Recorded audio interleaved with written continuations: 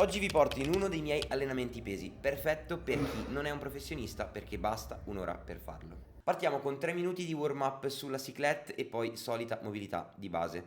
Poi andiamo con core stability e prevenzione con questo Spanish squat che rischiava di finire in tragedia e chiudiamo con un odiatissimo Copenhagen plank che non è proprio roba mia.